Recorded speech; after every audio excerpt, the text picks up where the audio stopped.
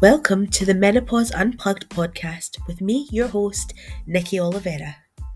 On this podcast, we will hear from women who are navigating the challenging and transformative journey of perimenopause and menopause. These women have graciously agreed to share their stories and insights, offering a raw and honest glimpse into what it's like to go through this major life transition. From hot flushes to rediscovering themselves, our guests will provide a wealth of knowledge and inspiration for anyone who's going through or will go through menopause. So grab a cup of tea, settle in, and join us for a fascinating and enlightening discussion.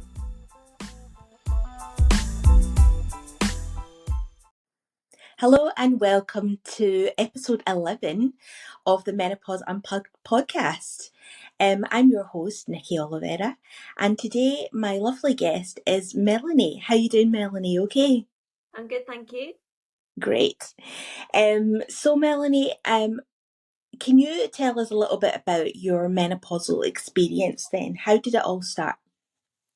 For me, I can't really pinpoint exactly when it started. I would say it's probably sometime in the last 5 years, possibly longer than that. I'm 49 just now, and I would say probably since my early 40s, Right. I started noticing changes. Specifically for me, it was around my anxiety levels. Now, I've always been a really anxious person. I've always been a worrier. That was my whole life. I've been a worrier, but it got to the point where it was sort of taking over my life, the Right. anxiety. And I knew things were changing, and a lot of things were happening in my life a few years ago as well, which coincided with that. There was I lost my parents quite soon after each other, within a couple of years, Right. and on top of that, we then had COVID lockdown, and Mm. obviously it impacted everyone in different ways. Yes. I think it all sort of increased the anxiety levels, and I just found myself really, really struggling. But at the time, I think to start with, I didn't equate it to menopause. I thought, obviously, because there was other stuff going on in my life, Yeah. it was more to do with those other things. And it was when I started noticing other things, I think, with more specifically within the last 2 years. Mm-hmm. For example, I got tinnitus. Yeah. I didn't know that was a menopause symptom. It was Yeah. only from doing a bit of research and finding out it's one of those sort of less rare, less common symptoms that I was like, what's going on? Why is this happening to me? Yeah. And little things like that. And then obviously changes in my periods as well started going a little bit haywire. I'd always been quite regular, 28 days, pretty 27, 29, around that. And Yeah. it started going to 23 and then 35. And I was like, this is weird. Yes. So that's kind of how I assumed that's where I was up to. And then I think it was probably about 18 months ago, I was due a smear test. So I went for a smear test. Mm-hmm. And when I was there, I spoke to the nurse, and I just sort of said randomly, do you think I might be starting the menopause? Because at this point, I really didn't know much about it. My mum had never spoke about it because they didn't when we were growing up, did they? No. So I mentioned it to the nurse, and she was actually very good. And she said, how old are you? And I told her, and she said, what symptoms you've been having? And I explained a few. And she said, it's very likely that you are, but come in and talk to me separately after this appointment. And it was from then on, really, that I realised, it sort of twigged with me that that's what it was. Yeah. And that's so good that she invited you back to have that conversation and, give you all that reassurance and information from that point. So I take it from there, did you speak to just the nurse or did you speak to a doctor as well? It was a bit complicated for me because I've also got high blood pressure. Right. Now, whether that's due to the menopause or unrelated, I don't actually know. Never been told. So I went back to see my GP, and she said, I want to get your blood pressure levels sorted Yeah. beforehand. So I went back to the doctor, and I've been sort of dealing with getting my blood pressure levels sorted. And the next stage for me is I'm not on HRT yet, but that's the Right. next thing I'm going to sort out for myself. Now my blood pressure levels have settled a little bit. Yeah. I want to get that sorted because I know how important it is longer term. Yeah. And I know it will help my symptoms at the moment as well. Excellent. So your symptoms in general then, are they quite managed? Like your anxiety, like you said, and Yeah, now they are, because yeah. I've spent the last 12 to 18 months really doing a lot of personal development work. With me, it's been a lot on because of the anxiety, it's been my mindset. And I've learnt mindfulness. And for me, that has just been an absolute game changer. Wow. It's changed my life completely. I was a very stressed out person, worrying all the time about everything. And from learning mindfulness and living in the moment, it's totally changed my life. Yeah.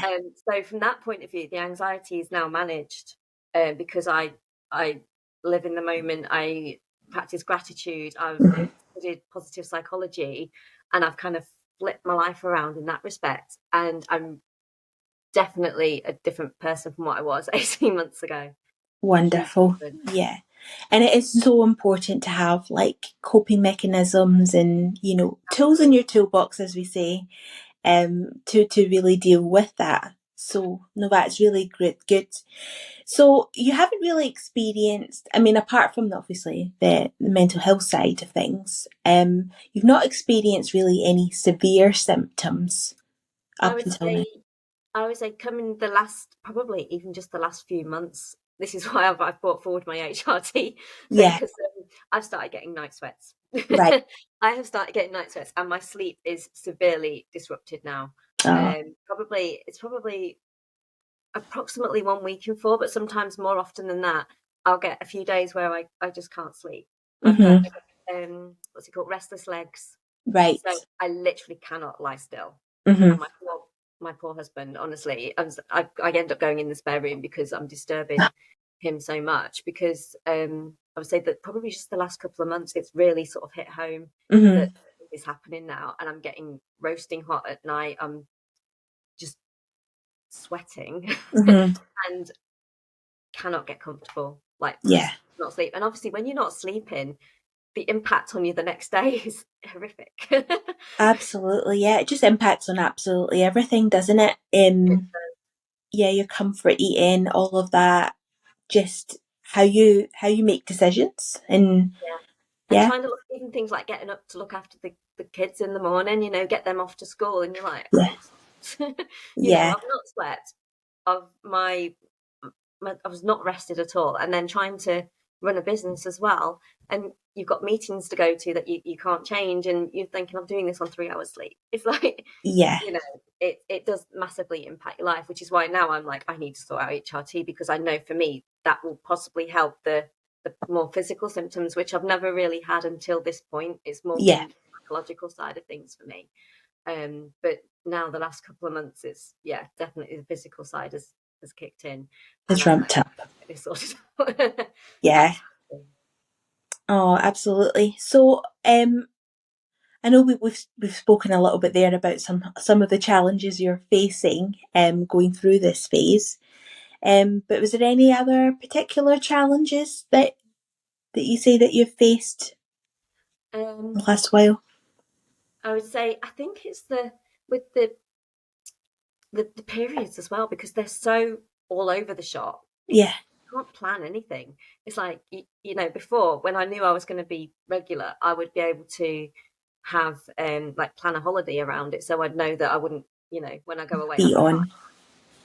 I could go swimming, it would all be good.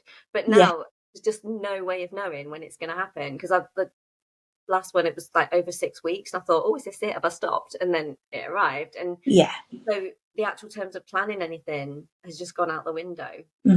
And you're always on that verge of, is this it? Is this where it's stopping? And stuff like that. So I think I'm quite I wouldn't say control freak, but I like to know what's going on. I like to be organized, and I think I found that a real challenge, in that I've not been able to plan around it as I used to be able to. And I find that quite difficult. And things like, I've been quite lucky. I haven't really had hot flushes. I think I had them something similar when I was younger. When I used to get anxiety, I'd go very red in the face and get very stressed out. But as I've got older, I was expecting to get the hot flushes, and it's not happened yet. But this is why I want the HRT to sort of to stop that happening, and because I know how I've met a lot of other women who have really struggled with the hot flushes, and I'm so grateful that at the moment I'm not having to deal with that. But obviously now the night sweats have started, I'm not sure whether that might be something that's coming. Yeah, that's on its way. You want to It's on stop it in its tracks before it exactly. really kicks off. Yeah, absolutely. Great. So yeah, so we know that you're going to go down the HRT route. So apart from obviously the medical side of things, have you made any changes to your lifestyle or diet, exercise to help manage your symptoms? Yeah, this comes kind of hand in hand with the mindfulness, Yeah, really. Is I'm getting out more. I used to be very not outdoorsy. I would be inside, didn't like the outdoors at all. And the yeah, last probably year or so, I'm I'm walking. I do my steps. I do my 10,000 steps every day without fail. Um, wonderful. I am. I'm supposed to. I did start doing jogging, but that didn't carry on. I tried, but it's not me. Yeah, So I'm still trying to find the exercise that's for me. I know I do a lot of walking. That is a big one. I'm looking at yoga because I mhm, think that will help me, or Pilates, because that kind of seems more me. And that's my next sort of challenge over. Once get the summer holidays out of the way, I want to start looking at getting into yoga a lot more. yeah. Um, and in terms of nutrition, I've cut out alcohol completely the last 6 months. Oh, wonderful. Yeah. I wasn't a big drinker anyway, but I Hmm. was getting to the point where, a couple of times a week, you'd have just a nice glass of wine of an evening. But I actually found it was making the night times worse in terms of settling. In Yeah. terms, so I have actually, since I think it was mid-January, I just made a decision I was going to cut out drinking. Um, and it's actually, I feel so much better for it, to be honest. Oh, good. So even, I don't really want it now. When I go out, I'd much rather go out and enjoy the evening and remember it and not feel bad the next day. Because let's face it, as you get older, hangovers get worse as well. So Yeah. Oh, yes, absolutely. It that's does. one change I've made. And I'm trying to. I don't particularly eat a lot of red meat anyway, but I'm trying to stick to white meat and vegetables and sort of the very sort of healthier diet than I was eating. I still have my sugar cravings, Of course. unfortunately. I mean, don't we all? I mean, it's everything in moderation, isn't it? Exactly. Yeah. So I do still like a bit of a chocoholic, to be fair, Yeah. like cakes and things. But overall, I'm trying to watch what I'm eating a lot more and a lot more vegetable based meals. That's what I'm trying to do. Yeah. Not really, really key. Um, so is there anything that you wish you had, I suppose, known before sort of entering this perimenopausal stage? I 100% wish that I'd known what the symptoms were because, to be honest, as I said, my mum never really spoke about menopause. I think the only thing she ever said to me was, I got mine when I was 50." That's the only time she ever mentioned it to me. She just went, "I Yeah. got mine when I was 50." She never told me that she struggled with her mental health. She never told me that she struggled with her own health and Hmm. things like this. And I think the generation this is why I'm passionate about spreading the menopause message, because the generation below us, I don't want them to have as much of a shock as my generation Yes. have had, because we just had no clue what was coming. And there's so many women who are struggling to cope with their symptoms because Hmm. they a lot of them don't even know that that's what it is. They don't Yeah. know.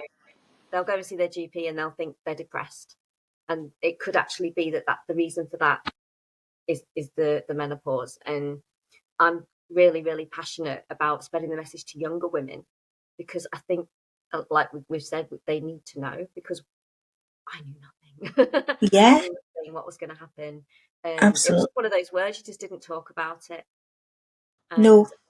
it's great now that obviously it's now starting to get that little bit, of exposure with the whole Davina McCall effect, etc. Yeah. That people are starting to now talk about menopause, but it needs so much more. We all need to be talking about it, and especially with younger women. Yeah. No, I totally agree. I think even from teenagers need to be aware of it. And then obviously as we go into our 20s and into our 30s, I mean, we know that perimenopause can start as, as early as in your 20s and in your 30s. So yeah, women certainly need to know what to look out for. But just be, I think, a little bit more in tune with our own bodies and just go, oh, that's not quite right, or that's a change. I think if we can do that a little bit better, I think it'll make all the difference. I do, absolutely. Yeah, I think the more we talk about it, I mean, my daughter's 10 and I already tell her about what's going to happen. That is so We can't good. escape it, unfortunately. But yeah, the young, just tell, they teach them about eventually about getting periods when they're sort of in their sort of 10, 11-year-old getting to that age. So why not teach them the whole way through what happens to a woman as she goes through her life? Yeah, just the whole life cycle of hormones and what it does to us, for sure. Absolutely, yeah, I definitely think that is the way forward. Brilliant.